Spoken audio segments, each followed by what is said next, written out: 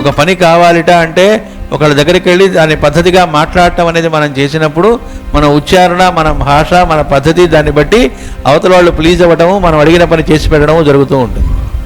మనం పనులు చెడగొట్టుకోవచ్చు, పనులు సాధించుకోవచ్చు. రెండింటికి కూడా మన మాట ద్వారా చేస్తాం. అది కూడా మంత్రమే. మంత్రం అంటే కేవలం వేద మంత్రాలనే కాదు, మాట్లాడే తీరు. ఒకసారి IISc బెంగళూరు అని ఉంది, పెట్టిన ఇన్స్టిట్యూషన్ మొట్టమొదటి సైంటిఫిక్ ఇన్స్టిట్యూషన్ మన దేశంలో. దానికి మొట్టమొదటిసారి CV రామన్ నోబెల్ బహుమతి కూడా వచ్చింది ఆయనకి. ఆయన దానికి డైరెక్టర్గా పెట్టారు మొదట.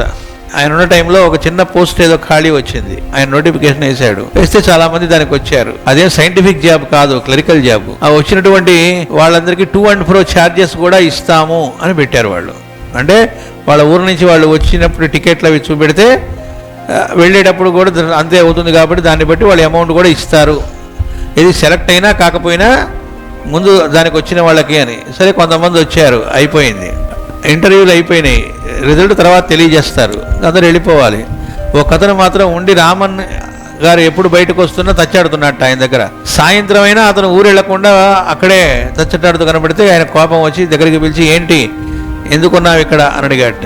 అడిగితే ఆయన భయంగా, అయ్యా మన్నించండి, ఇక్కడ అమౌంట్ వాళ్ళు పొరపాటు నాకు ఎక్కువ ఇచ్చారు, ఛార్జెస్ 2 and 4 ఇవ్వాల్సిన దానికంటే పొరపాటు కొద్దిగా ఎక్కువ ఇచ్చారు, అది రిటర్న్ చేయడానికని చూశాను, అదేమో కౌంటర్ మూసింది, ఎవరి దగ్గరికి వెళదామో అర్థం కాలేదు. సరే, మిమ్మల్ని కలుద్దాం అనుకుంటేనేమో మీరు చూశారు కానీ వెళ్ళిపోతూ ఉన్నారు, నన్ను దగ్గరికి రానివ్వలేదు, అందుకని వెయిట్ చేస్తున్నా అన్నట్ట. ఆయనకి ఎంతో నచ్చి వెంటనే ఆ జాబ్ అతనికి ఇచ్చేశాడు, ఆ పోస్ట్ అతనికే ఇచ్చారు. అంటే ఇలాంటి నిజాయితీ వాడే కదా కావాల్సింది. అక్కడ పనిచేసింది ఏమిటి, అతని యొక్క యాటిట్యూడు, అతని యొక్క మాట్లాడిన తీరును బట్టి అతను ఎలాంటి వాడో అర్థమైపోయింది. కాబట్టి మంత్రము అంటే కేవలం మనం యజ్ఞయాగాది క్రతువుల్లో చేసేదనే కాదు, మనం చక్కగా మాట్లాడటం ద్వారా అవతల వాళ్ళకి ఆరోగ్యం చేకూరుతుంది, ఒక ధైర్యం వస్తుంది. ఒక్కోసారి మనం ఏం చేయగలమండి అంటే అవతల వాళ్ళకి ధైర్యం కలిగేట్టుగా, ఏం పర్లేదు ఈ రోగం తగ్గిపోతుందని చక్కటి మాటలు మనం డిస్పెన్సరీలో మిగతా నాకు ఏం చేతకదన్నా వచ్చిన వాళ్ళ బాధలు చెప్పుకుంటున్నప్పుడు విని వాళ్ళకి చాలామందికి ఇక్కడ తగ్గినాయి, మీకు కూడా తగ్గుతాయి, పెద్ద విషయం ఏం కాదు, కొద్దిగా టైం పడుతుంది, ఓర్చుకోండి అని మనం చక్కటి మాటలు చెప్పడం, వాళ్ళకి ధైర్యం కలిగించడం, అది కూడా మంత్రమే అవుతుంది.